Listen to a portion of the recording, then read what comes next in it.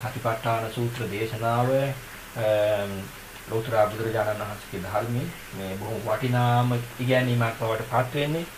ඇයි මේ සූත්‍රයේ මේ නිවන් දැකීම සඳහා මේ සෝදුක් තරණය කිරීම සඳහා මේ භව ගමන නිවීම සඳහා නිමා කිරීම සඳහා තිබෙන එකම මාර්ගය ඒකායන මාර්ගය කියන්නේ ඇයි කියන කාරණා පිළිබඳව අපි යම් ප්‍රමාණයකට ගිය සතියේදී අපි සාකච්ඡා කළා. ඊට පස්සේ බුදුරජාණන් වහන්සේ දේශනා කරා ඒ සඳහා තියෙන්නේ මෙන්න මේ සිහිය පිහිටුවා ගන්න ඕන සතිපට්ඨාන ක්‍රමය කියලා කාරණා හතරක්. ඒ තමයි මොනවද සතිපට්ඨානය කිව්වේ? හතර සතිපට්ඨානය කියලා කිව්වේ කායානුපස්සනාවයි, වේදනානුපස්සනාවයි, ඊට පස්සේ චිත්තානුපස්සනාවයි, ධම්මානුපස්සනාවයි කියන හතර. නිකන් අපි සරලව කිව්වෙත් කායානුපස්සනාව කියලා කියන්නේ මේ අපේ භෞතික කාය මේ ශරීරය පිළිබඳව බලනවා කියන එකයි. ඒ තුල සිහිය පිහිටුවා ගන්නවා කියන එකයි. ඊට පස්සේ වේදනානුපස්සනාව කියලා කිව්වේ අපිට දැනෙන සැප දුක් උපේක්ෂා වේදනාවන් පිළිබඳව සිහිය පිහිටුවා ගැනීම කියන එකයි. දියුණු කිරීම කියන එකයි. ඊට පස්සේ චිත්තානුපස්සනාව කිව්වේ සිතුවිලි අපිට අපේ හිතට නැගෙන සිතුවිලි පිළිබඳව සිහිය පිහිටුවාගෙන ප්‍රඥාව දියුණු කරන්න උත්සාහ කරනවා කියන එකයි. ඊට පස්සේ ධම්මානුපස්සනාව කිව්වේ ධර්මයේ කොටස් වශයෙන් විස්තර වෙන තැන් කීපයක් මේ උගන්වනවා. ඒ ධර්ම කාරණා පිළිබඳව සිහිපත් කරන එක තමයි සිහිය දියුණු කරන එක තමයි ධම්මානුපස්සනාව කියන්නේ. අපි යම් එකක් මේකින් එක සාකච්ඡා කරනවා. ඉතින් අද මේ දෙවෙනි කොටසෙන් අපි කර්ම කාරණා තේරුම් ගන්න උත්සාහ කරන්නේ මොකද්ද? කායානුපස්සනාව කියලා. දැන් ওই හතර සතිපට්ඨානය කියලා නම් වශයෙන් බුදුරජාණන් වහන්සේ දේශනා කළා. දැන් මොකද කායානුපස්සනාව කියලා කියන්නේ? කතංච භික්ඛවේ භික්ඛු කායේ කායානුපස්සී විහෙරති. කොහොමද භික්ෂුන් වහන්සේ නමක් අපි කියන වෙන කෙනෙක් වුණත් වෙන්න පුළුවන්, භාවනා කරන වෙන කවුරු හරි ගිහි කෙනෙක් වෙන්න පුළුවන්, කෙනෙක් වෙන්න පුළුවන්. ඒ කෙනා කයෙහි කය අනුව බලමින් ජීවත් වෙන්නේ කොහොමද කියලා අහනවා. ඒ කරන ක්‍රමවේදය බුදුරජාණන් වහන්සේ උගන්වනවා. මේක තමයි බුදුරජාණන් වහන්සේගේ ධර්මයේ තියෙන හරි අපූර්ව මේ ලක්ෂණ වැඩි. මේ විමුක්ති මාර්ගයේ යම් කිසි දෙයක් බුදුරජාණන් වහන්සේ දේශනා කළා නම් අවසාන පරමාර්ථයේ හැටියට, විමුක්තිය හැටියට, මේ නිවන හැටියට ඒ දක්වා යන උන්වහන්සේ දේශනා කරපු ධර්ම මාර්ගයේ හැම ධර්මයක් ඒකට ළඟා වෙන්නේ කොහොමද කියන එක ක්‍රමානුකූල උන්වහන්සේ ක්‍රමවේදය උගන්වනවා. වෙනත් ධර්මයන් වල දකින්න නැති, වෙනත් ශාස්ත්‍රෝරුන්ගේ ධර්මයන් වල දකින්න නැති විශ්වාස කරන්නේ කියලා නෙවෙයි උන්වහන්සේ දේශනා කළේ. මේක මෙන්න මේ විදිහටයි වෙන්න ඕන, අනේ මෙන්න මේ විදිහටයි කරන්න ඕනේ කියලා උන්වහන්සේ ඊටාම පැහැදිලිව දේශනා කරනවා. ඉතින් ඒ අනුව මේ විදිහට තමයි කයෙහි කය අනුව බලන්නේ. ඒකේ කොටස් කීපයක් තියෙනවා. ඒකෙන් අද දවසේ අපි හොඳින්ම දන්න එක තමයි මේ සාකච්ඡා කරන්න උත්සාහ කරන්නේ. ඒ තමයි ආනාපාන පබ්බය කියන එක. ආනාපාන කියන කොටස ආනාපාන සතියට අදාළ කොටසයි මේ අද දවසේදී සාකච්ඡා කරන්නේ. ඊට පස්සේ වෙලා තිබුණත් අපි ඉරියාපත පබ්බේ ඉරියව් පැවැත්ම පිළිබඳවත් අපි පැවැත්ම පිළිබඳවත් යම් සුළු වෙලාවක් සාකච්ඡා කරන්න පුළුවන්. ඒ නිසා අපිට හුරු පුරුදු කොටස ආනාපාන සතිය. ආනාපාන සතිය කියන්නේ මොකද්ද? අපේ ආශ්වාස ප්‍රාශ්වාසයේ පිළිබඳව එහි සිහිය පිහිටුවා ගන්න එක තමයි ආනාපාන සතිය කියලා කියන්නේ. එතකොට මේක මුලින් ඉඳලා අපි කියවගෙන ගිහිලා තේරුම් ගන්න එක තමයි වඩා හොඳ. මේ සූත්‍රයෙන් මතොට අපිට යම්කිසි දැනුමක් එනවා, අවබෝධයක් එනවා. ඉද භික්කවේ භික්ඛු ආරඤ්‍ය ගතෝවා රුක්ඛ මූල ගතෝවා ශුඤ්ඤාගාර ගතෝවා නිසීදති පල්ලංකං ආභුජිත්වා උජුං කායං පනිදාය පරිමුඛං සතින් උපට්ඨපෙත්වා. ඔය ආනාපාන සති භාවනාව පටන් ගන්න ඉස්සල්ලා කරන්න ඕන කටයුතු ටික. මේ අර ප්‍රිපෙයාටරි වර්ක් කියන්නේ අපි සූදානම් වෙන්න මේ භාවනා කිරීම නෙවෙයි මේ ටිකේ කියන්නේ. ඒ දක්වා සූදානම් වෙන වැඩ පිළිවෙල තමයි ක්‍රමයේ තමයි මේ කියන්නේ. ඒ කියන්නේ ඕනම විදිහකට මේ භාවනාව කරන්න ගියාට ආනාපාන සතිය කරන්න ගියාට ඒක හරියන්නේ නැහැ. දියුණු වෙන්නේ නැහැ. බුදුරජාණන් වහන්සේ දේශනා කරන්නේ සූත්‍රයේ මෙන්න මේ විදිහට මේක කරන්න ඕනේ. ඒකේ පළවෙනි එක තමයි මොකද්ද? ඉද භික්කවේ භික්ඛු ආරඤ්‍යගතෝවා රුක්කමූලගතෝවා ශුඤ්ඤාගාරගතෝවා. මෙතන තියෙන්නේ තුන් පොලකට යන්න කියලායි. ආරඤ්‍ය කියන්නේ මොකටද අහලා තියෙනව නේද? ආරඤ්‍ය කියන්නේ ආරණ්‍ය කියන එකයි. කැලේ කියන එකයි. ආරණ්‍ය කියන්නේ කැලේකට යන්න. රුක්ක මූලගතෝවා. ගහක් මූලකට යන්න කියලා කියනවා. ඊට පස්සේ ශුඤ්ඤාගාරගතෝවා. ඒ කියන්නේ පාළු තැනකට ශූන්‍යාගාරයකට යන්න කියලා කියනවා. මේ කාණ මෙතන තමයි මේ තුන තමයි තියෙන්නේ. සමහර තැන්වල තවත් තියෙනවා ගුහාවකට යන්නයි කියලා කියනවා. ගුහාවක් වගේ තැනකට. එහෙම නැත්නම් සොහොනක් වගේ එකකට යන්නයි කියලා කියනවා. ඒ වගේ විවිධ තැන් මේකට සුදුසු ගැළපෙන තැන් හැටියට කියනවා. නමුත් ආනාපාන සතිය මෙතනදී පැහැදිලිවම බුදුරජාණන් වහන්සේ මේ ස්ථාන තුන ගැනයි තමයි කියන්නේ. ආරඤ්‍යගතෝවා, රුක්කමූලගතෝවා, ශුඤ්ඤාගාරගතෝවා කියන්නේ. ඇයි මේක ගෙදර ගැන කොහොමද සඳහනක් නැත්තේ? ඇයි පන්දරේ වෙන තැනක කොහොමද සඳහනක් නැත්තේ? මේක ඇතුලේ සෑහෙන ලොකු අර්ථයක් තියෙනවා. මෙතන මේ මූල ටික 100 පිටුවා ගැනීම 100 දියුණු කරන්න මනස දියුණු කරන්න.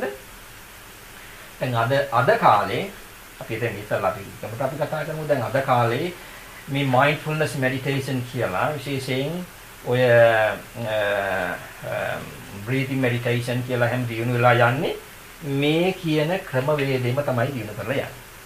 මේ බටහිර ලෝකේ ඔය ජීවන් කබැට්ෂන් වාගේ අය ප්‍රොෆෙසර් මාක්ස් විලියම්ස්ලා වාගේ අය දියුණු කරලා අද ඒක අර සෙකියුලර් ප්‍රැක්ටිස් එකක් හැටියට බොහොම දියුණු කරලා තියෙන්නේ. අද මේ රටේ විවිධ තැන්වල මේ භාවනා ක්‍රමවේදේ පුරුදු කරනවානේ. පාසල් වල, හිරගෙවල් වල, ඉතින් වෙන වැඩ කරන ආයතන වල මේ හැමතරම් පුරුදු කරනවානේ. මේ කියන ක්‍රමවේදයේම තමයි මේකේ උගන්වන්නේ. හැබැයි ඒකේ අර කියන මුල් ටික අයින් වෙලා තියෙනවා. එතකොට ඒ ටික අයින් කරලා අපිට සාමාන්‍ය මිනිසියෙකුට මේකේ යම් ප්‍රයෝජනයක් ගන්න පුළුවන් මට්ටමකට කුඩා ගැඹුරට නෙවෙයි. ගන්න පුළුවන් මට්ටමකට මේ හැම කෙනෙකුටම ගැළපෙන විදිහට අද මේක සකස් කරලා තියෙනවා. හැබැයි මේ ක්‍රම එක නරකක් නෑ, ඒක හොඳයි. සෑහෙන ප්‍රමාණයකට මේ අදහස පණිවිඩේ යනවා හා ඒකෙන් විශාල පිරිසක් සෑහෙන සහනයක් අද කාලේ විශේෂයෙන් මානසික වශයෙන් විවිධ ගැටලු ප්‍රශ්න මේ ආතතියෙන් ස්ට්‍රෙස් වගේ ડિප්‍රෙෂන් මේ හැදිලා ඉන්න අයට ඒකෙන් විශාල සහනයක් ලැබෙනවා. ඊට පස්සේ නිරුක් වලින් පීඩා විඳින අයට කායික පීඩා වලට ලක් වෙන අයට මේ ඒ කියලා තියෙන ක්‍රමයෙන් සෑහෙන සහනයක් ලැබෙනවාමයි. ඒක ප්‍රත්‍යක්ෂ නිසා තමයි විශාල පිරිසක් ඒක අනුගමනය කරන්නේ. ඉතින් මේක ගැන විවාදයක් නෑ. ඒක ඉතාම හොඳයි. නමුත් දැන් මේකේ බුදුරජාණන් වහන්සේ මුලින්ම දේශනා කළා නේද? අපි මුලින් කියෙව්වා මේක සිද්ධ කරන්නේ මොකටද? සත්තානං විසුද්ධිය, ශෝක පරිද්දවානං සමතික්කමාය, දුක්ඛ දෝමනස්සානං අත්තංගමාය, ඥායස්ස අධිගමාය, නිබ්බානස්ස සච්චි කියාය. මේකේ අරමුණ සාමාන්‍යයෙන් අපි රිලැක්සේෂන් එකක් වෙන්න නෙමෙයි. ඒ කියන එක ගන්න නෙවෙයි. ડિප්‍රෙෂන් වලින් මිදෙන්න නෙවෙයි. ස්ට්‍රෙස් වලින් මිදෙන්න නෙවෙයි. අවසාන ඉලක්කය තමයි දුකින් නිදහස් වෙන එක. සම්පූර්ණ දුක නිදහස් කරන එක, සත්‍ය අවබෝධ කරගන්න එක මේ තමයි මේකේ අරමුණ. ඉතින් ඒක ලබන්න මේ සාමාන්‍ය අපි ඔය කරන සෙකියුලර් ප්‍රැක්ටිස් එක මේ උගන්වන මේ ක්‍රම මේ දැන් ඔය ටියුලර් කරලා යන ක්‍රමයට එච්චර දියුණුවක් ලබන්න පුළුවන් මට්ටමක් නැහැ. කෙනෙකුට පුළුවන් සෑහෙන මානසික රිලැක්සේෂන් එකක් ගන්න, කායික මානසික දියුණුවක් ලබන්න පුළුවන්කම තිබෙනවා, සහනයක් ගන්න පුළුවන්කම තිබෙනවා. හැබැයි ඒකේ ගැඹුරකට ඒකේ ඇතුළට ගිහිල්ලා ලොකු දියුණුවක් ලබන්න සෑහෙන අමාරුයි. එහෙම කෙනෙක් ලබනවා නම් ඒ සුවිශේෂී පුජ්‍යලි වෙන්න ඕනේ. හරි අමාරුයි ඒක. ඒකට හේතුව ඇයි? මෙතනදී බුදුහාමුදුරුවෝ අර මම මුලින් මෙතන මේ සඳහන් කරලා තියෙන මේ වාක්‍ය කීපයකට උත්තරී කියනවා.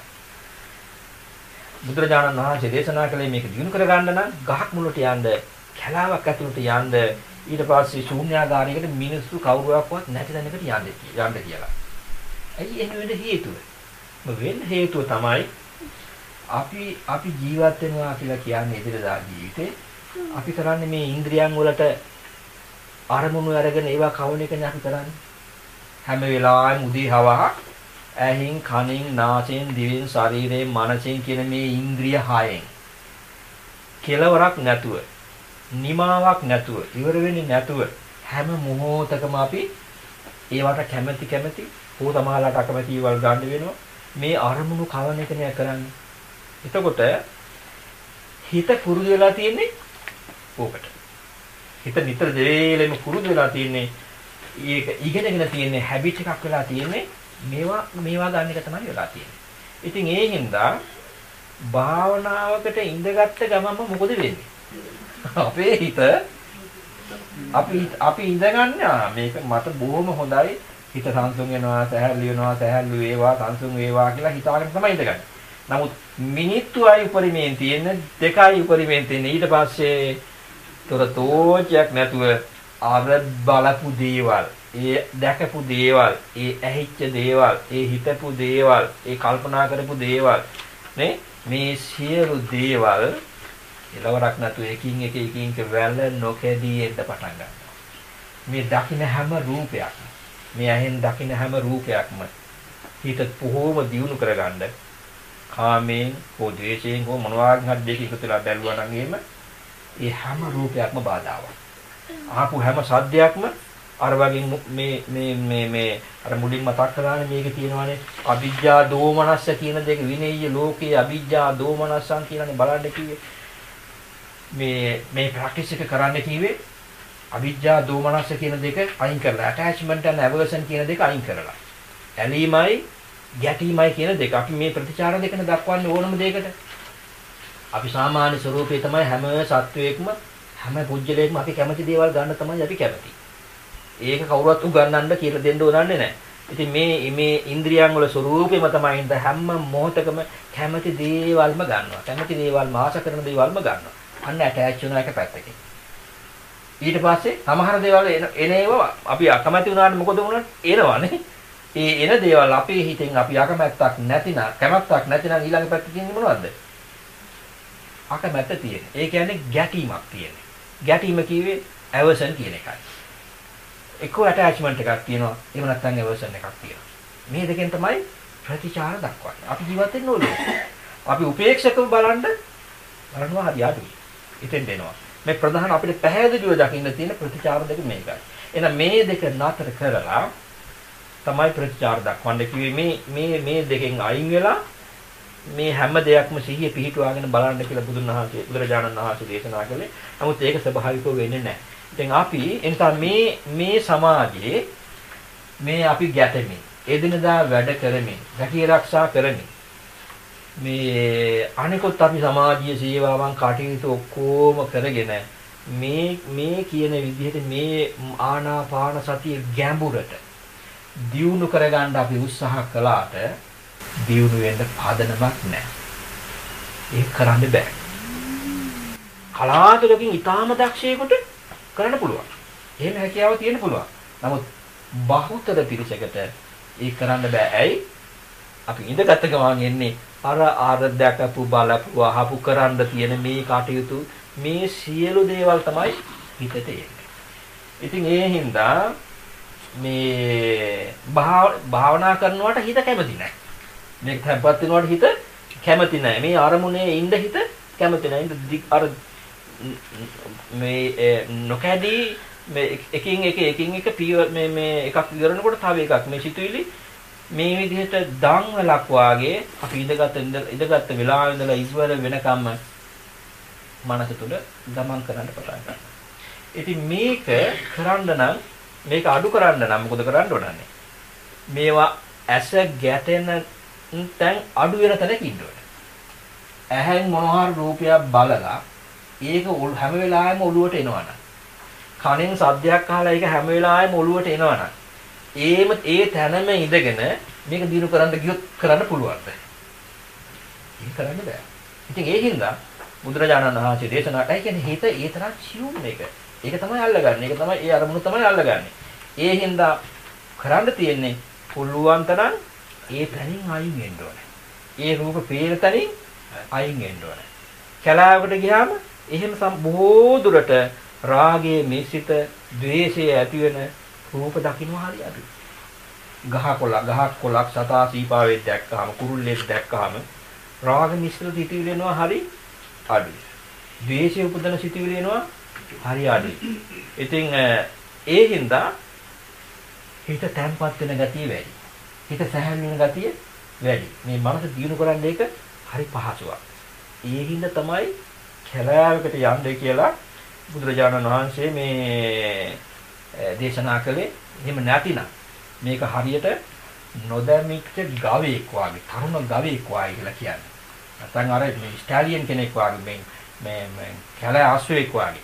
අයි හිත මොකද කරන්නේ? එහාට අදිනවා, මෙහාට අදිනවා. එහාට අදිනවා, මෙහාට අදිනවා. අපිට ඕනන්නේ සිහිය පිටවා ගන්න ආනාපාන සතිය ආස්වාද ප්‍රාස්වාද. නමුත් කරන්නේ හිත කරන්නේ එක්ක කණෙන් අහපු දෙයකට අදිනවා.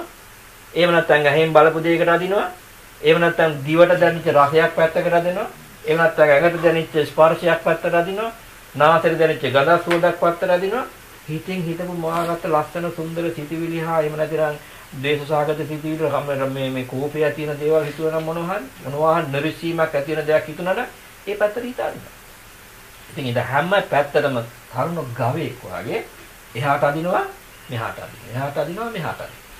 ඒක නිසා කරන්න තියෙන්නේ මේ දකින්න දේවල් අඩු වෙන තැනක කෙනෙකු භාවනාව ආත්ම කරන්න ඕනේ. අටන් ගන්න ඕනේ. මේ ටික කාලයක් යනකොට මොකද වෙන්නේ?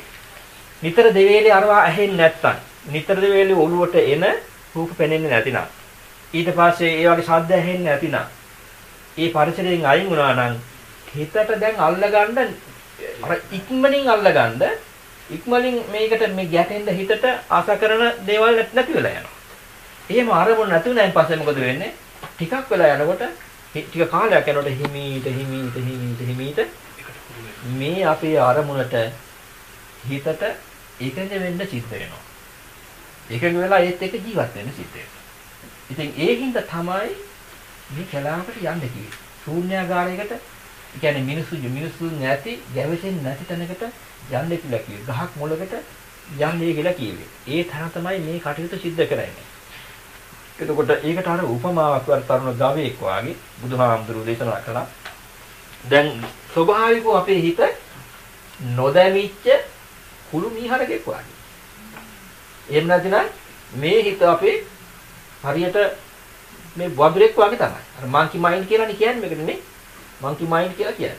එතකොට වඳුරෙක් වාගේ, කුළු මීවෙක් වාගේ, නොදැමිච්ච ගවයෙක් වාගේ, ස්ටැලියන් කෙනෙක් වාගේ මේ එයාට ඕන විදිහට තමයි හිත හැසිරෙන්නේ. ඉතින් ඒ හින්දා මෙයා দমনය කරන්න මොකක් හරි වැඩ පිළිවෙලක් තියෙන්න ඕනේ. මේක দমনය කරගන්න කිසියම් වෙන අරමුණක් තියෙන්න ඕනේ. ඒ අරමුණ තමයි භාවනා කර්මස්ථාන කියලා කියන්නේ.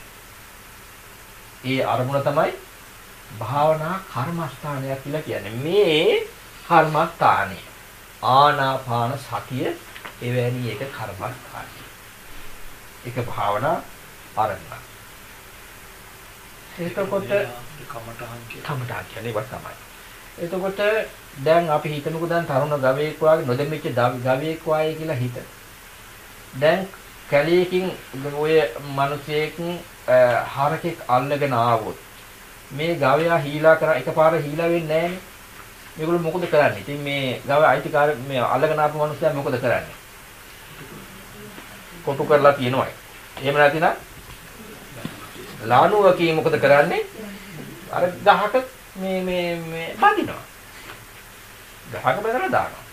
ගහක බැඳලා පස්සේ මොකද වෙන්නේ? දැන් මුලින් බැඳපු ගාවම්ම මේ ගවයා මොකද කරන්නේ? කඩාගෙන යන්න හදනවා, උඩ පයින්නවා, එහාට යනවා, මෙහාට අදිනවා, පුළුවන් තරම් ධෛර්යය දානවා මේක ගලවගෙන යන්න. එහාට මෙහාට ඇදලා උත්සාහයක් දරනවා මේකෙන් නිදහස් වෙන්න. ඊට පස්සේ ටිකක් වෙලා යනකොට මිනිත්තු 10ක් 15ක් 20ක් යනකොට පැය භාගයක් පැයක් හමාරක් යනකොට මොකද වෙන්නේ? මේ සතා හාති වැටෙනවා. මේ සතාට තේරෙනවා මේක ගලවගෙන යන්න බෑ කියලා. ඊට පස්සේ මොකද වෙන්නේ? අර උඩ පැනපු එහාට අදපු මෙහාට අදපු ගවයා නොදැමුණු සතා ඉමේ තිර අර ගහ මුල අර කණුව බැඳලා තිබුණා නම් ඒ කණුව ළඟ ධන ගහගෙන එහෙම නතර වෙනවා. භාවනාවත් ඔයගේ තමයි. මුලින් අපි ඒකයි කියන්නේ භාවනා කරනකොට පටන් ගන්නකොට බොහෝ කෙනෙක් වෙන භාවනා කරනවද කොච්චර භාවනා කරනවද? මිනිත්තු 10ක් 15ක් ඉතින් තමයි ගොඩක් අයගේ උත්තරේ.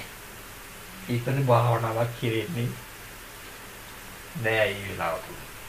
ඒ වෙලාවේ ඉන්නේ තාම අර නොදැමිච්ච ගවයා. කුණු ගවයා ඉන්නේ. එහාට පයින්නවා මෙහාට පයින්නවා එහාට උඩ පයින්නවා නේ ගලවගෙන යන්න උත්සාහ කරන වෙලාව. නිදහස් වෙන්න උත්සාහ කරන වෙලාවේ තමයි මේ හිත තියෙන්නේ. දැන් අපි හින්දා මොකද කරන්න ඕනන්නේ?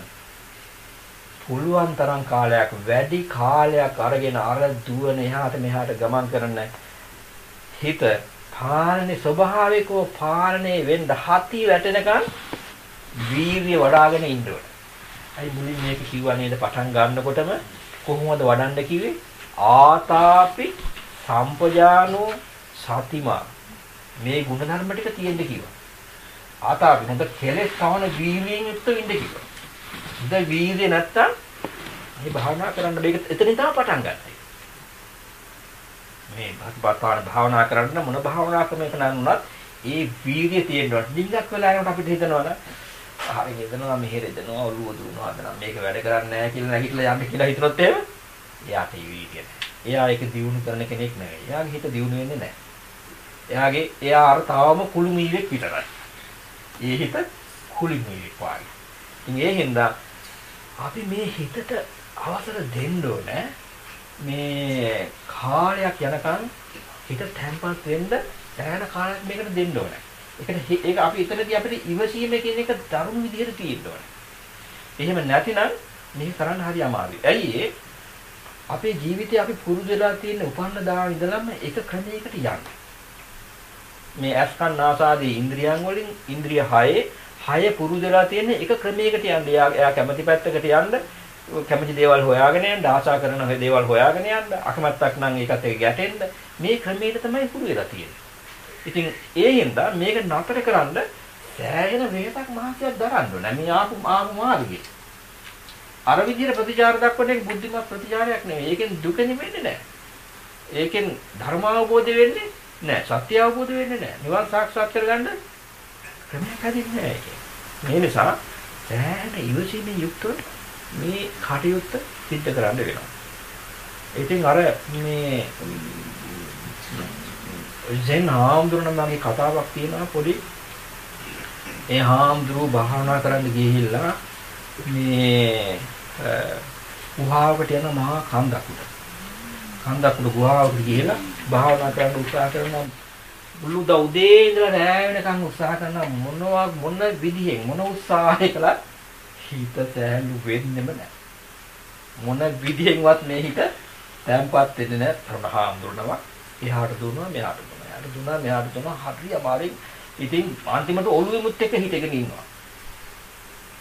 ඒ තරම් අමාරුයි එක විදිහකට ඉන්න බැරි තරමටම හරි අපහසුයි මේක කරන්නේ. ඊට පස්සේ දැන් උත්සාහ කරා මේ දවස් දෙක තුනක් උත්සාහ කරා. ගුරුවරයා ළඟට ඇවිල්ලා කිව්වා. මට මේක හරියන්නේ නැහැ. මේ ස්වාමීනි මේ භාවනා කරන ක්‍රමයේ මට වෙන මොකක් හරි දෙන්න කියලා. මේ කෙලවරක් නැතුව සිටිවිලි එනවා. මේක দমনය වෙන්නෙම නැහැ, තැම්පත් වෙන්නෙම නැහැ කියලා. ඊට පස්සේ මම පෞද්දා දවසේ කිව්වා හාමුදුරුවෝ මේ ගුරු හාමුදුරුවෝ කියන හාමුදුරුවෝ හොඳයි. දැන් ඔබට තියෙන ප්‍රශ්නේ හිතවිලි එන එකනේ. කෙලවරක් නැතුව හිතවිලි එන හින්දා දැන් මේ කරගෙන යන්න බැරි. ඒ හින්දා කරන්න මේ හිත දවසේ උදේ ඉඳලා හවස වෙනකම්ම පුළුවන් තරම් හිතන්න උත්සාහ කරන්න ඉන්නේ. හිතන්න නතර කරන්න නෙවෙයි. සිතුවිලි එන එක නතර කරන්න නෙවෙයි. පුළුවන් තරම් හිතවිලි ගන්නම උත්සාහ කරන්න කියලා කිව්වා. දැන් උදේ ඉඳලම සුදානම් මොනවා හරි දෙයක් හිතන්න. දැන් ඒ උත්සාහ කරගෙන යනකොට එදා දවසේ ටික දැන් අර හිතත් එක්ක ඉන්න දැමිච්ච හිත යහට මෙහාට යන හිත දැන් මේ හිතවිලි දෙන්න හදනවා. බලෙන් දෙන්න හදනවා. ඒනකොට හිත හැටි වැටෙනවා. හැටි වැටලා වුණා පස්සේ මොකද උනේ? ඉමීඩ ටිකෙන් ටික අර හාමුදුරුවන්ගේ හිත සංසුන් වෙන්න අරමුණට එන්න පටන් ගන්නවා. කියන්නේ ඒකට කාලය ඕන කියන එකයි. ඒකට ඉවසීම තියෙන්න ඕන කියන එකෙන් කියන්නේ. ඊළඟට විවිධ ක්‍රමවේදේ වෙනින් අපිට අනුගමනය කරන්න සිද්ධ වෙනවා කියන එකයි එකෙන් කියන්නේ. එතකොට මේ ආනාපාන සතිය නිසා දියුණු කරන්න, භාවනාව දියුණු කරන්න අපිට සාමාන්‍ය සෑහෙන විශේෂක් මහසියක් තරන්න ඕන කැපකිරීමක් තියෙනවා. හරියට ගැඹුරට දියුණු කරන්න නම් අර කියන ස්ථානවල ඉඳගෙන මේක දියුණු කරන්න ඕන. ඒ කෙනාට තමයි හොඳට මේක දියුණු කරන්න පුළුවන්කම තිබෙන්නේ. ඇයි? බාහිර ලෝකයේත් එක්ක ගැටෙන ප්‍රමාණය අඩු වෙන හින්දා. ඉතින් අපි ඒකට කාලය දෙන්න ඕන. කාලයත් එක්ක මේක දියුණු කරගන්න පුළුවන්කම තිබෙනවා. ඒ මුල් වාක්‍ය කියන තේරුම් ටික ඊට පස්සේ නිසීදති හල්ලංකං ආභුජිත්වා උජුං කායං පනිදාය පරිමුඛං සතින් උපට්ඨපෙත්වා. මේ මොකද්ද කිව්වේ? භාවනා කරනකොට මේ අනිත් භාවනා වාගේ නෙවෙයි ආනාපාන සතිය හොඳින් දියුණු කරන්න නම් මූලිකම අවශ්‍යතාවයක් තමයි ඉඳගන්න ඉරියව්ව කියන එක. ඒ පොස්චර් එක කියන එක අතිශයින්ම වැදගත්. අපි භාවනා කරන බොහෝ දෙනෙකු ලංකාවේ අවාසනාවකට නිවැරදි ඉරියව්වේ නෙවෙයි ඉඳගන්නේ. කොච්චර කිව්වත් අහන්නේ නැහැ. මොන තරම් කිව්වත් මොන උපදෙස් දුන්නත් අහන්නේ නැහැ. සංගාල මේ ගිහිලා ඔක්කොම ලස්සනට ගිහිල්ලා පිටියක් තියෙන තරක ඉඳගෙන තමයි මේක ලෑස්ති වෙන්නේ. එතන ඉඳන්ම තියෙනවා වීර්ය ආතාපි ගුණේ නැහැ. වීර්ය කියන එක නැහැ. ඊට පස්සේ එහාට ඇඹරෙනවා මෙහාට ඇඹරෙනවා ටිකක් කරලා නිදිමත එනවා මේ විවිධ අපහසුකම්. මේ භාවනාව දියුණු කරන්න නම් පළවෙනි එක තමයි නිසීදති පල්ලංකං ආභුජිත්වා. පල්ලංකං කියලා ඉදා කාලේ හැටි සඳහන් කළේ ඔය ලෝටස් පොස්චර් කියන එක. ඒ කියන්නේ මොකද්ද මේ පద్මාසනය කියලා කියන්නේ. අපි එන මිනිහගතාන කියලා කියන්නේ ඒකේ සමහර කෙනෙකුට හරි අමාරු කකුල් දෙක මුරට තියාගන්න හරි අමාරුයි. එහෙම නැත්නම් හරි ලේසි. අද දැන් අපි මේ ඉඳගෙන ඉන්නවාගේ half lotus කියන එක. ඒකේ එක කකුලක් විතර වෙන්න ඇවිල්ලා අනිත් එක තියාගන්න ওই තියාගන්න එක මේ අටපතුලක් උඩට එන්න ඕනේ. ඒ විදිහට ඒක half lotus කියලා කියනවා. එහෙම ඉඳගෙන පල්ලංකං ආභුජිත්වා උජුං කායං පනිදාය. ඒ තෙන්න බෑ. උජුං කායං ඍජු කාය තියෙන්න ඕනේ. ඍජු කාය හොඳට තියෙන්න ඕන, කෙලින් තියෙන්න ඕන. හැබැයි ඒක රිලැක්සින් වෙන්න ඕනේ. කාය හොඳට කෙලින් තියාගෙන රිලැක්සින් වෙන්න තියාගන්න ඕනේ. ඇයි ඒක එහෙම කරන්නේ කියලා කියන්නේ? දැන් මේ වඩන්නේ ආනාපාන සතිය. ආනාපාන සතිය කිව්වේ හුස්ම ඉහළ පහළ යන එක. මේ එයාගේ ක්ලියර් වෙන්න ඕනේ. හුස්ම වැටෙන එක පහසුවෙන් කෙරෙන්න ඕනේ. දැන් අපි කොහේ හරි හාන්සි වුණොත් මෙහෙම වුණොත් එහම අපිට හොඳට හුස්ම වැටෙනවද? හුස්ම අපිට පේන්නේ නැහැ. ඒක හොඳට කෙරෙන්නේ නැහැ ඒක. ඒ සිහි පිහිටන්නේ නැහැ. හුස්ම හොඳට පිහිටින්න නම් හරියට කෙලින් ඍජුව තියෙන්න ඕනේ. මේ කොදුනාරටි හැම මේකක්ම ඍජුව කෙලින් උඩට තියෙන්න ඕනේ. ඒ කෙනාට බොහෝ ටිකක් වෙලා යනකොට අපිට හොඳට පේනවා. හොඳට දැනෙනවා ඒක. හරි පහසුවෙන් දකින්න පුළුවන්කම තියෙනවා. ලේසියෙන් මේ ආශ්වාස ප්‍රාශ්වාසයේ සැහැල්ලු වෙනවා. බොහොම ලේසියෙන් ආශ්වාස ප්‍රාශ්වාස එනවා ආයාසයෙන් තොරව. සමහර අය කටිමුත් හුස්ම ගන්න හරි අමාරුයි. ඒයි ඒක නිවැරදි ඉරියව්වෙ හිටින්න නැතුණාම හොඳට හිටින්න නැතුණා අපි දැන් අපහසු වෙලාවක බලන්නකො. මොකක් හරි කරදරයකට වෙලාවක අපි මේ නාස් දෙකෙන් විතරක් නෙවෙයි කටිමුත් හුස්ම ගන්නවා. එහෙම අරගෙන ඒ කියන්නේ මේ හරි කෝස් මේ ගන්න මේ ආශ්වාස ප්‍රාශ්වාසයේ සැහැල්ලු වෙනා නැහැ ඒක. හරි රළුයි ඒක. ඉතින් ඒක සියුම් වෙන්න කය ඍජුව කෙලින් තියෙන්න ඕනේ. ඒක පළවෙනි මූලික අවශ්‍යතාවයක්.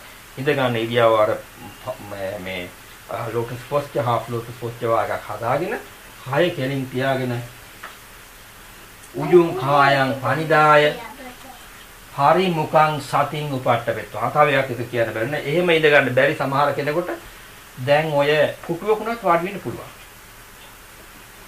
දීර්ඝ කාලයක්ම මේක බින්ද බැරි වෙන්න පුළුවන්. නමුත් පැයක් කමාරක් භාවනා කරන කෙනෙකුට පුටුවක හැබැයි නිකන් එකක් නෙවෙයි අර මේ ඒ පුටුවේ අපි හාන්සියන එක කෙලින් වෙන්න ඕනේ. ස්ට්‍රේට් වෙන්න ඕනේ ඒක. ඒක හාන්සි පුටුවක වාඩි වුණාට මේ භාවනා කරන්න බෑ. කෙලින් මේ එකක් තියෙන ඇඳි නැති අත් දෙක තියෙන ඇඳි නැති වෙන්න ඕනේ. එතකොට තමයි පහද නැත්නම් මේක රෙස්ටිං වුණාම ඒත් භාවනාව කෙරෙන්නේ නැහැ. එතනත් සිහිය නැති වෙනවා.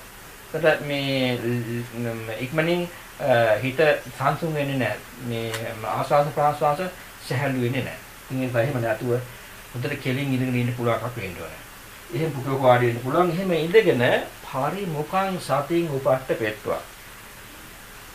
මේ මුඛ කියන්නේ කටේ මේ අපේ මුඛේනනේ. එතකොට ඊට පස්සේ මේ වටේට කට නෙවෙයි අතට මේ මුඛ මේ සම්පූර්ණ මේ මූණ පිළිබඳවයි මේ කියන්නේ. මේ මූණ ආශ්‍රය කරගෙන නාසය වෙන්න පුළුවන් මේ ආශ්‍රය කරගෙන සිහිය පිහිටවන්න කියලා කියන්නේ. උඩට එන අතුලට එන හුස්ම එයින් පිට වෙන හුස්ම. ආශ්වාසය ආශ්වාසය. උච්චරණය කියවලිය. ඉතින් එහෙම මේ පරිමුඛං සතින් උපට්ඨ පෙත්වා මේ ප්‍රදේශය තුල සිහිය පිහිටුවාගෙන මුදට ඒකට සිහිය අවධානය යොමු කරගෙන මෙන්න මෙතන තමයි භාවනා කරන එක ආරම්භුණට එන්නේ. අර මුලින් කිව්වේ සූදානම් වෙන්න ඕනේ ක්‍රමයේ පිළිබඳවයි ඔය කිව්වේ. එහෙම සූදානම් වෙලා සෝ සතෝව අස්ස සති. සිහියෙන් යුක්තවම සිහිය ගන්න. මේ ආස්වාද කරන්නයි කියලා කිව්වා. සතෝව පස්ස සති. සිහියෙන්ම ප්‍රාස්වාද කරන්න කිව්වා. හොඳ සිහිය පිහිටුවාගෙනම ආස්වාද කරනවා ආස්වාද කරනවා. ඇයි එහෙම කියන්නේ? දැන් අනිත් වෙලාවල අපි හුස්ම ගන්න නැද්ද? ඉතින් එහෙනම් ඇයි මෙතන විතරක් මෙහෙම කියන්නේ? අපි කොයි වෙලාවකවත් දැන් මම හුස්ම ගන්නවා කියලා සිහි කර අපි සිහි ගන්නවා. මේ හුස්ම ගන්නවා. එහෙම කරන්නේ නෑ. මේක ස්වභාවික ක්‍රියාවලියක්. මේ ස්වභාවික ක්‍රියාවලිය මේ හුස්ම කියන්නේ අපේ ජීවිතයේ හුස්ම මත රැඳිලා තියෙනවා වගේම. මිනිසෙකුට මේ ආධ්‍යාත්මික ඉහළම තලයේ දක්වා දියුණු කරගන්න පුළුවන් වටිනා නිදානයක් තමයි හුස්ම කියලා කියන්නේ. අපි නොසලකා හැරියට. මේ ස්වභාවික වෙන්නේ ක්‍රියාවලියම මේ සංසාරයෙන් ගොඩ යන්න. මේ සියලු දුක් වලින් ගොඩ යන්න මේ හුස්ම ටිකම අපිට උපයෝගී කරගන්න පුළුවන්. ඒ හින්දා සිහියෙන් යුක්තව හුස්ම ගන්නයි කියලා කියනවා. ඊට පස්සේ සෝ සතව පස්ස සති. සිහියෙන් යුක්තව ප්‍රාශ්වාස කරන්නයි කියලා කියනවා. දීගං වා අසසන්තෝ දීගං අස්සසාමේති පජානාති. දීගං වා පස්සසන්තෝ දීගං පස්සසාමේති පජානාති. අපිට මේ ඉඳගෙන ඉන්නේ හුස්මත් තුනක් සමානලාට දන්නවා. සමානලාට අපි බොහෝම සහැල්ලුවෙන් හුස්ම ගන්නවා. ඊට ගමන් අයියෙන් හුස්ම ගන්නවා. දිග හුස්ම ගන්නවනේ. ඒ වගේ භාවනා කරනකොට ස්වභාවිකව දීර්ඝ හුස්මක් ආවොත් දැන් මේ වටින දීර්ඝ හුස්මක්. මේ දීර්ඝ ආශ්වාසයක්. මේ දීර්ඝ ප්‍රාශ්වාසයක් කියලා ඒක නෝටිස් කරන්න කියලා. ඒක දිහා බලන්න කියලා. සිහියෙන් බලන්න කියලා. හැබැයි හිතාමතා දීර්ඝ කරන්න යන්න එහෙම උත්සාහ කරන්න බෑ. ස්වභාවික වෙන ක්‍රියාවලිය දිහා බලන්න විතරයි අවශ්‍යතාවය තියෙන්නේ. එතකොට දීර්ඝ ආශ්වාසයේ හැටියට දකින්න දීර්ඝ ප්‍රාශ්වාසයේ හැටියට දකින්න. ඊට පස්සේ රස්සං වා අස්සසන්තෝ රස්සං අස්සසාමීති පජානාති රස්සං වා පස්සසන්තෝ රස්සං පස්සසාමීති පජානාති. රස්ස හැටියට කෙටි වශයෙන් හුස්ම ආශ්වාස වෙනවා නම් ප්‍රාශ්වාස වෙනවා නම් දැන් මම මේ ගත්තේ මේ වැටුනේ කෙටි හුස්ම. මේ වැටුනේ මේ ගත්තේ උඩට ගත්තේ ආශ්වාසයේ කෙටි හුස්ම මේ ප්‍රාශ්වාසයේ කෙටි හුස්මක් කියලා ඒක සිහියෙන් බලන්නේ කිව්වා. ඇයි මේ සිහිය මෙතන හැම වෙලාවෙම සිහිය ගේන්නේ කියලා කිව්වේ? හැම වෙලාවෙම සිහියෙන් තොරවයි අපි ඉන්නේ. හැම වෙලාවෙම සිහිය තියෙන්න ඕන තැන නෙවෙයි තියෙන්නේ. ඒ නිසා ඉහාට මෙහාට යනවා. ඒ නිසා හැම වෙලාවෙම සිහිය මේකට ගේන්නේ කියනවා. අවධානය මේකට ගේන්න ඕනේ. එතකොට තමයි ඒක භාවනාව වෙන්නේ. ඒ අරමුණට යොමු වෙන්න ඕනේ. හැම වෙලාවෙම ඒ අරමුණට එන්න ඕනේ. ඊළඟට සබ්බකාය පටිසංවේදී අස්ස සිස්සාමීති සික්කති සබ්බකාය පටිසංවේදී පස්ස සිස්සාමීති සික්කති. ඉතින් මේකේ මේ සතිපට්ඨාන සූත්‍රයේ ආනාපාන සති භාවනාවේ දීර්ඝ විස්තරයක් නැහැ මේ. මේ සතිපට්ඨාන භාවනාවේ මේ සතිපට්ඨාන සූත්‍රය තුළ උගන්වන ආනාපාන සතියේ තියෙන්නේ ක්‍රම කීපයක් විතරයි තියෙන්නේ. දැන් ආනාපාන සති සූත්‍රය කියලා වෙනම ඉගැන්වීමක් තියෙන සූත්‍රයක් තියෙනවා මධ්‍යම නිකායේ. ඒකට ගියාම ඊට වඩා දීර්ඝ වශයෙන් ක්‍රම හැටියට ගත්තොත් එම් 16ක් විතර තියෙනවා. මේ එකින් එක ගණන් කරලා බලුවොත් එහෙම ඒ දීර්ඝ මේ ක්‍රමයක් තියෙනවා. ක්‍රමයට මේ ආනාපාන සතිය වඩන හැටි තියෙනවා. මෙතනදී මේ සූත්‍රයේදී එහෙම කරන්නේ නැහැ. ඒකට හේතුවක් තියෙනවා. මේ සූත්‍රයේ හතර සතිපට්ඨාන මෙතන උගන්වන්නේ හතර සතිපට්ඨානයේ විපස්සනා භාවනාවක්. මේකේ අරමුණ ධාන අභිඥාවන් ලබන එක නෙවෙයි. අනිත් බොහෝ ඉගැන්වීම් වල තියෙන්නේ මේ ආනාපාන සතිය මේ විදිහට පටන් ගන්න ගිහලා දීර්ඝව කරගෙන ගිහිල්ලා පළවෙනි ධානයට එනවා. ධානයේ දෙවන ධානයට සමවැදිනවා. තුන්වෙනි ධානයට සමවැදිනවා. ආදි වශයෙන් මේ ධාන දියුණු කරගෙන ගිහිල්ලා තමයි විපස්සනාවට එන්නේ. මේ ගැන්වීමේ තියෙන්නේ එහෙම ධාන උපදවන ඉගැන්වීමක් නෙවෙයි. මෙතන උගන්වන්නේ අනිත් සිහිය පහ පිටවා ගන්න අවශ්‍ය කරන මානසික මේ දියුණුව, තැම්පත්කම, සමාහිත බව විතරයි ආනාපාන සතියෙන් දියුණු කරන්න මේ සතිපට්ඨානයේදී මේ විපස්සනා භාවනාවේදී බුදුරජාණන් වහන්සේ උගන්වනවා. ඉතින් ඒ හින්දා දීර්ඝ විස්තරයක් නැහැ මේ කාරණා ටික විතරයි මේ කියන්නේ. මුලින් දීර්ඝව හුස්ම ගන්නවා නම් ඒක දැනගන්නවා. හුස්ම ගන්නකොට මේ ආශ්වාස කරනකොට ප්‍රාශ්වාස කරනවා. දෙවනුව කෙටි හුස්ම ගන්නකොට පිට කරනකොට ඒ ගැන දැනුම ඇති කර ගන්නවා. ඊට පස්සේ සබ්බ කාය පටිසංවේදී. සබ්බ කාය කියලා කියන්නේ මුළු කයම දැනගන්න විදිහට. මේ කය කිව්වේ මේ අපේ ශරීරය නෙවෙයි. මේ කය කියලා කියන්නේ හුස්ම කය කියන එකයි. මේ බ්‍රෙත් බොඩි කියන එකයි. ඒ අපි ආශ්වාස ප්‍රාශ්වාස කය කියන එකයි. මේකට අවස්ථා තුනක් තියෙනවා. මේක සම්පූර්ණ වෙන්න. හුස්ම අපි මේ හුස්ම ගන්නකොට පටන් ගන්න තැන මැද කොටස ඉවර වෙන තැන. ආශ්වාසය ගන්න මුල පටන් ගන්න තැන, ගමන් කරන තැන මැද කොටස, ඊට පස්සේ අවසාන වෙන තැන. මේ කොටස් තුනම සම්පූර්ණයෙන් දරගන්න ඕනේ. හොඳට පැහැදිලි වෙන්න ඕනේ. ප්‍රාශ්වාස කරනකොට පටන් ගන්න තැන දැන් තමයි ප්‍රාශ්වාස කරන්න පටන් ගන්නෙ. දැන් මේක ගිහිල්ලා ඉවරයි. දැන් මේ අවසාන වුණා. කියලා මේ මුල මැද අග කියන මේ ආශ්වාස ප්‍රාශ්වාස වල තුන් තැනම හොඳට පැහැදිලිව දකින්න එක සිහියේ නුවණින් බලන එක තමයි සබ්බකාය පටිසංවේදී අස්ස සිස්සාමීති සික්ඛති කියලා කියේ. පස්ස සිස්සාමීති සික්ඛති කියලා කියේ. ඒ ආශ්වාස ප්‍රාශ්වාස වල මුල මැද අග. ඒ කියන්නේ මේ කෙනා මේ වෙනකොට ආශ්වාස ප්‍රාශ්වාස මේ ආනාපාන සති භාවනාවේ සෑහෙන දියුණුවකට ඇවිල්ලා තියෙන්න ඕනේ. එහෙම නැත්නම් මේක හොයාගන්න බෑ යාට. ඉතින් දෙන්න මේක හොයාගන්න. දැන් මේ කියනකොට දැන් අනිත් කියලා මෙන්නකොනේ ඊළඟ අනිත් අවසාන එක තමයි මම හිතනවා මේ කොටසෙන් අද අපි ඉවර කරන්න වෙනවා. ඒක වඩා ගෙනියන්න බැරි වෙනවා. පස්සම් භයං කාය සංකාරං අස්ස සිස්සාමීති සික්ඛති. පස්සම් භයං කාය සංකාරං පස්ස සිස්සාමීති සික්ඛති. එතකොට දැන් ආශ්වාස කරනකොට ප්‍රාශ්වාස කරනකොට කියනවා පස්සම් භයං. පස්සම් භයං කියලා කියන්නේ calming down the bodily activities. මේ අර හුස්ම ගන්නකොට හුස්ම ආශ්වාස කරනකොට ප්‍රාශ්වාස කරනකොට අපි කියන රිලැක්ස් වෙන්න හුස්ම ගන්නවා කියලා. මේ සැහැල්ලු වෙන විදිහට හුස්ම ගන්න එක සැහැල්ලු වෙන හුස්ම ගන්නවා. හුස්ම පිට කරනකොටත් ප්‍රාශ්වාස කරනකොටත් සැහැල්ලු වෙන විදිහට ප්‍රාශ්වාස කරනවා. හැබැයි මෙතෙන්ද මේ කටයුත්ත අපිට මේ හිතලා මතලා එහෙම කරන්න බෑ.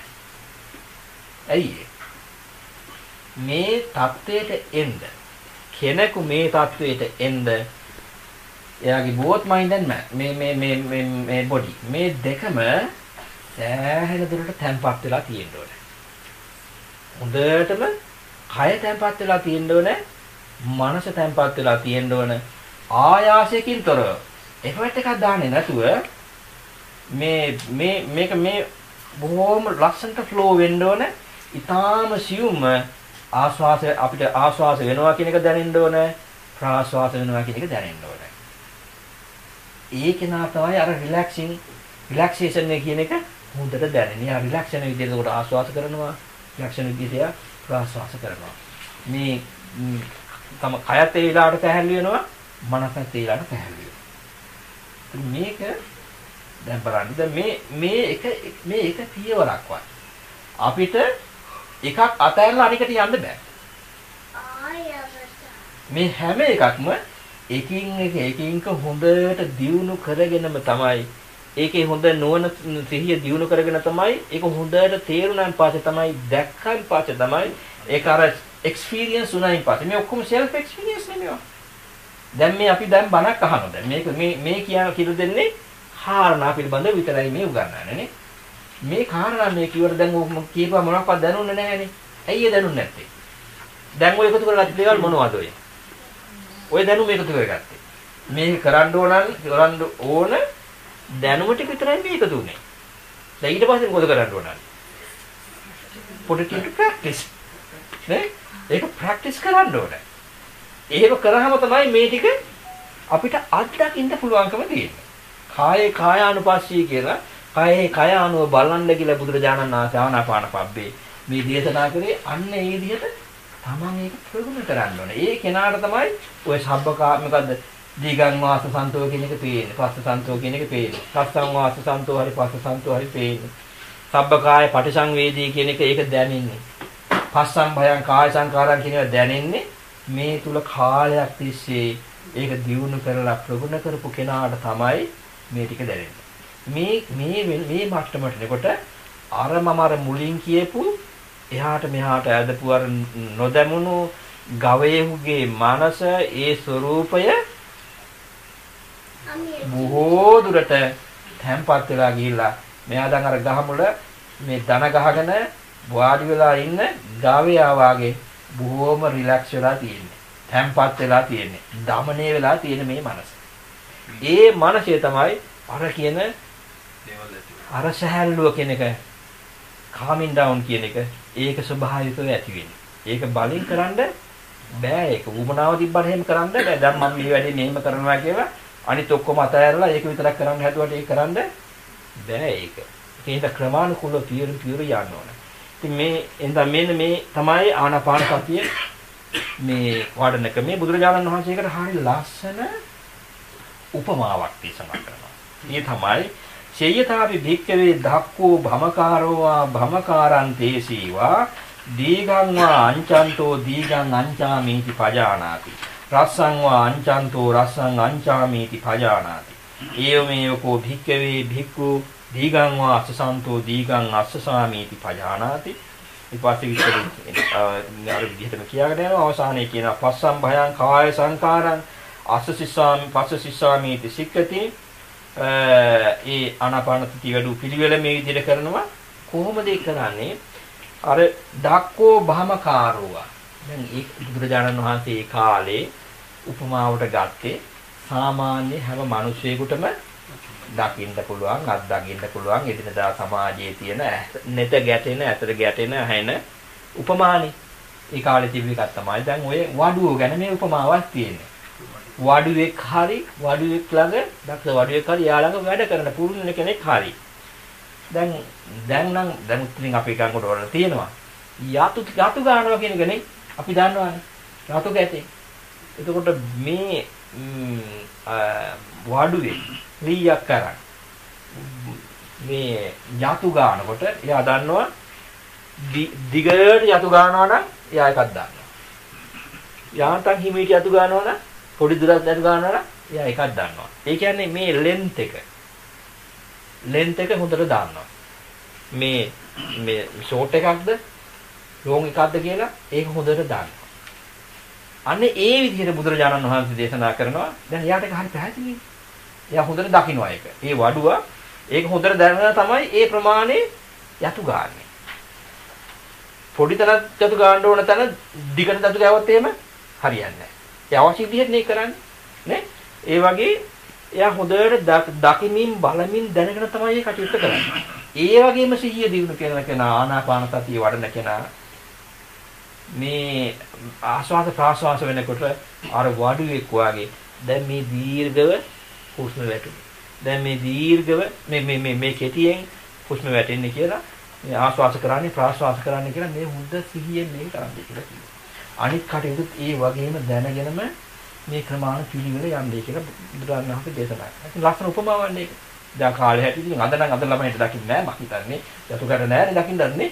ඉතින් ඒ උපමාව. ඉතින් එහෙම දේශනා කළා බුදුරජාණන් වහන්සේ නැවත දේශනා කරනවා ඉති අජ්ජත්තං වා කායේ කායානුපස්සී විහෙරති. බහිද්ධා වා කායේ කායානුපස්සී විහෙරති. මේ විදිහට අජ්ජත්තං වා කායේ තමන්ගේ කය තුළ මේ සිදුවෙන ක්‍රියාවලිය. අජ්ජත්ත කියලා කිව්වේ තමන්ගේ කය තුළ මේ සිදුවෙන ක්‍රියාවලිය මේ ආස්වාස ප්‍රාස්වාස ක්‍රියාවලිය ඒ විදිහට බලා දකිමින් ඒ ගැන සිහිය පිහිටුවාගෙන කෙනෙකු ජීවත් වෙනවා. ඊට පස්සේ බහිද්ධාවා කාය කියලා කිව්වේ අන්නගේ ශරීරවල. ඒ කියන්නේ අපි දැන් ওই ළඟට ගිහිල්ලා මෙයා උස්ම ගන්න කොහොමද කියලා බලන් ඉන්නව නෙවෙයි මේ කියන්නේ. කෙනෙකු දැන් අපි නුවණින් අපි හිතෙන් දකිනවා මෙයා කෙටි හුස්ම ගත්තොත්, දීර්ඝ හුස්ම ගත්තොත්, සැහැල්ලු වුණොත් මේ ක්‍රමවේදීම තමයි යන්නේ. මේ පිළිවෙලටමයි මේක වෙන්නේ. ඒක වෙන ක්‍රමයක් නැහැ. මේ විදිහටමයි යන්නේ. එහෙනම් තමන්ගේ ශරීරෙත් මේ ක්‍රියාවලිය දකිනවා. අනිත් අයගේ ශරීරවලත් මේ ක්‍රියාවලිය මේ විදිහටමයි වෙන්නේ කියලා දකිනවා. ඉතින් මේ විදිහට බලමින් ඊට පස්සේ සමුදය ධම්මානුපස්සීවා කායස්මින් විහෙරති. වය ධම්මානුපස්සීවා කායස්මින් විහෙරති. හට ගන්න විදිහේ බලනවා ධර්මය නැති වෙලා යන හැටි බලනවා. ආස්වාසයක් කියන්නේ හට ගන්න එකක්. ප්‍රාස්වාසයක් කියන්නේ නැති වෙන එකක්. තවත් දේවල් මේ දෙක හරහා සිද්ධ වෙනවා. ගැඹුරට ගියාම ගොඩාක් දේවල්. මොකද අපිට මූලිකව පැහැදිලිව පේනවා එක තැනක හට ගන්නවා, එක තැනක නැති වෙනවා. මේ අනිත්‍යතාවයෙන් දකින්නේ. මේ දකින්නේ අනිත්‍ය ස්වરૂපය දිනු කරන්න උත්සාහ කරනවා. එතකොට උපාද වය කියන එක, හට ගැනීම හා මේ නැතිවීම කියන එක, rising passing කියන දෙක. මේ දෙක බලමින් යා සිහිය පිහිටුවා ගන්නවා, සතිය පිහිටුවා ගන්නවා, ඉවත් වෙනවා. ඊට පස්සේ තව ලස්සන ඊට පස්සේ මේ දෙකම සල්ලා ඇති වෙන හැටි බලනවා, ඊට පස්සේ නැති වෙන හැටි බලනවා. ඊට පස්සේ මේ දෙකම ඇති වෙන හැටි නැති වෙන හැටි දෙක බලනවා. එහෙම බලන අතරතුරේදී බුදුරජාණන් වහන්සේ හරි ලස්සන ගැනීමක් කරනවා මේ වචන කීපයෙන් ඊට පස්සේ. ඒ තමයි අත්ති කායෝතිවා 50 සති පච්චුපට්ඨිතා හෝති යාව දේව ඥාන මත්තාය පතිස්සති මත්තාය අනිශ්චිතෝච විහෙරති නච කිංචි ලෝකේ උපාදීති. මේ වචන ටික හරි ලස්සන වචන ටික. මේ භාවනා කරන කෙනෙකුට මේ මාර්ගයේ දියුණු වෙන්න යන කෙනෙකුට මේ වචන ටික අතිශයින් ප්‍රයෝජනවත් සිහියේ තියාගන්න. ඒ කොහොමද මේ බලන්න කිව්වේ? අත්ති කායෝතිවා 50 සති පච්චුපට්ඨිතා හෝති. දැන් මෙයා ශරීරයක් තියෙනවා කියලා දකිනවා. මේ භාවනා කරන කෙනා ශරීරයක් තියෙනවා කියලා දකිනවා. හැබැයි එයා බලන්නේ නෑ, එයා හිතන්නේ නෑ මම ගෑනු කෙනෙක්, මම පිරිමි කෙනෙක්, මේ සත්වයෙක්, මේ පුජ්‍යලයක්, මේ වස්තුවක්, මේ සත්ත්ව පුජ්‍යල සංඥාව අයින් කරලා. එයා දකින්නේ භාවනා කරන් බලන්න ඕනන්නේ, භාවනා කරන කෙනා බලන්න ඕනන්නේ අත්තිකායෝසිවා 50. මේ ශරීරයක් තියෙනවා. ශරීරයක් විතරයි. අර අනිත් ඇයි එහෙම බලන්නේ නැත්තේ? දැන් අපි ගෑනු කෙනෙක් නම්, පිරිමි කෙනෙක් නම්, හාමුදුරුවෝ නම්, ගේ කෙනෙක් නම් අපි එහෙම හිතන්නේ නැති. මම හාමුදුරුවෝ නම්, මං ගේ කෙනෙක්. මම කාන්තාවක්, මම පුරුෂයෙක්. ඇයි එහෙම හිතන්නේ නැත්තේ? හිතන්න දෙපා කියලා කියන්නේ නැත්තේ ඇයි? ඒකට ඇලෙන්නේ අන්න හරිය. ඒක ඔක්කොම අපි මේ ඇදලා බැඳලා තියෙන ඒවා. මේ හැම එකක්ම අපි බැඳලා තියෙන ඒවා. ඉතින් මේ චෝටි කියනකොට හරි ලස්සන ටික තේරෙනවා. ඉතින් සත්වයක් පුජ්‍යලයක් නැති මේ ශරීරයක් විතරක් තියෙනවා. මොකටද මේ ශරීරය තියෙන්නේ? යාවදේව ඥානමත්ථාය. මේ දැනීම සඳහා පමණයි. දැනීම සඳහා පමණක් ශරීරයක් තියෙනවා. එක පැත්තකින් පතිස්සති මත්තාය. සිහිය දියුණු කරන්න. සිහිය මේ එළවා ගැනීම සඳහා, සිහිය පිහිටුවා ගැනීම සඳහා ශරීරයක් තියෙනවා. සත්වයක් නෑ වෙතන, පුජ්‍යලයක් නෑ, ගැහණු කෙනෙක් නෑ, පිරිමි කෙනෙක් නෑ, හාමුදුරුවෝක්ද, ගිහියෙක්ද, වෙන ආගමිකයෙක්ද, බෞද්ධයෙක්ද, ක්‍රිස්තියානිද, ඒ මොකක්වත් මෙතන නෑ. ඉන්නේ තියෙන්නේ ශරීරයක් විතරයි. දැනෙන ඥානය උපදවා ගන්න ප්‍රයෝජනවත් වෙන, සිහිය පිහිටුවා ගන්න අවශ්‍ය කරන ශරීරයක් තියෙනවා. ඊට පස්සේ අනිශ්චිතෝච විහෙරති.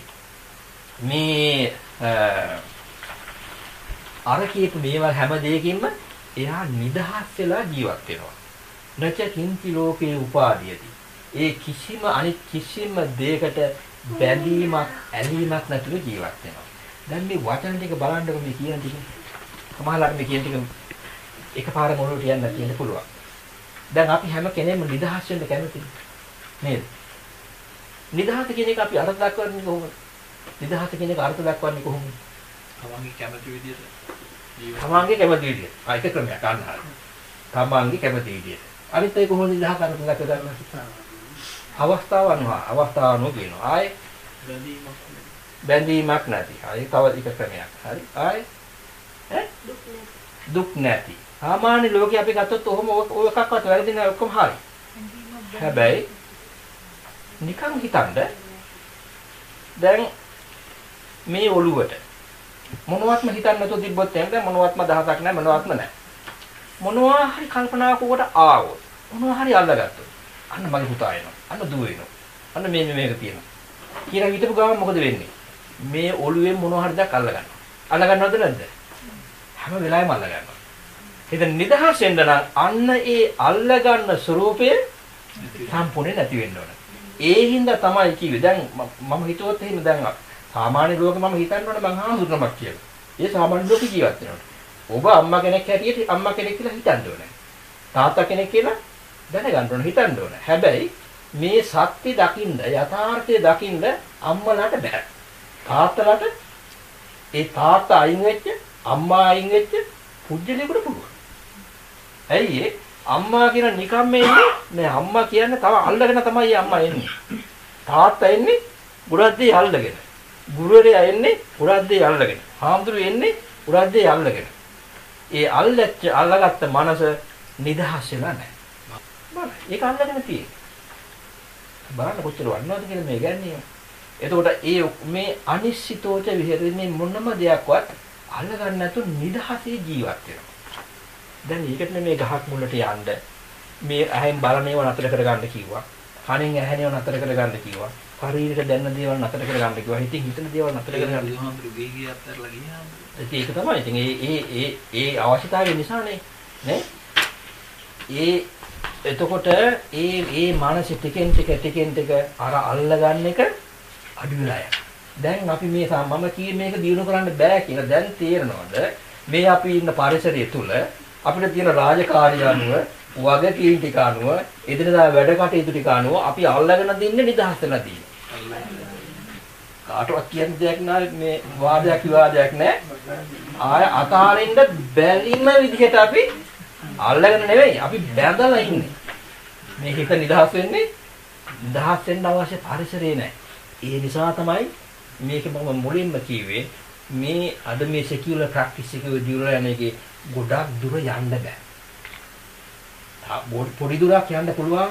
తాවකාලික පොඩි සැනසීමක් ලබන්න, පොඩි ගැටලු වලට නිදහසක් මේ එකට උත්තරයක් හොයාගන්න ඒක දියුණු කරන්න පුළුවන්. හැබැයි මේ අර අවසාන ඉලක්කය මේ නිදහස් වීම, මේ මනසින් නිදහස් වීම ලබන්න නම් ඒ ක්‍රමවේදේ දියුණු මාදි. ඉන්සා බුදුරජාණන් වහන්සේ දේශනා කළේ හිත නිදහස් කරගන්න. අල්ලගන්න එක සම්පූර්ණයෙන්ම අයින් කරන්න. තව ලස්සන දේශනාවක් බුදුන් වහන්සේ දේශනා කළා හාමුදුරුවන්ට. එතනදි දේශනා කළා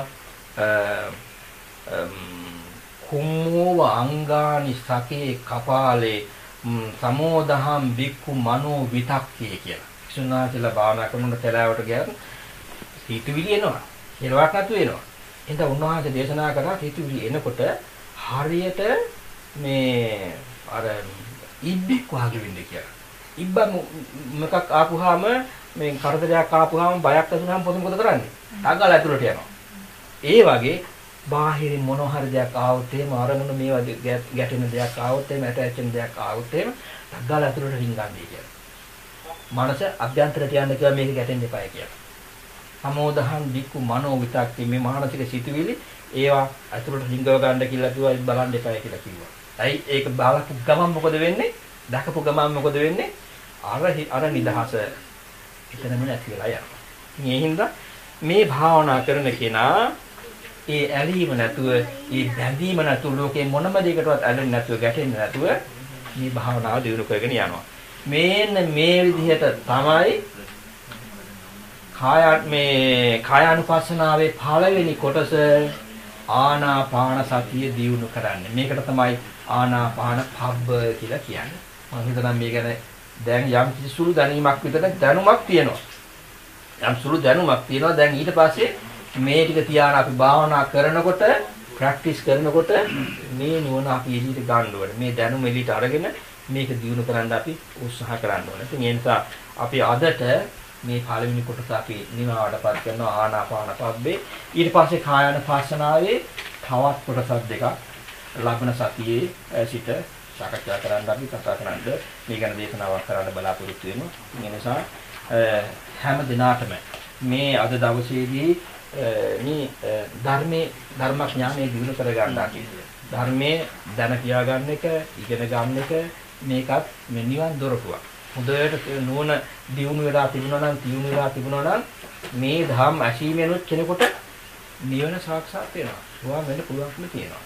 හතෙද පුළුවන්කම තිබෙනවා. ඉතින් ඒ නිසා මේ පින්කම අපි මේ සිද්ධ කරගත්ත උදාාර පින්කම ධර්ම ශ්‍රවණේ මේ පින්කමේ බලයෙන් අපි හැම දිනාටම වහවා මේ සියලු සංසාර දුක්ඛයෙන් ඈතර වූතුම් අමා මහ නිවනින්ම සැනසෙල්ලක්පත් වේවා ලැබේවා කියලා හැම දිනාම නිවන් ප්‍රාර්ථනා කරගන්න.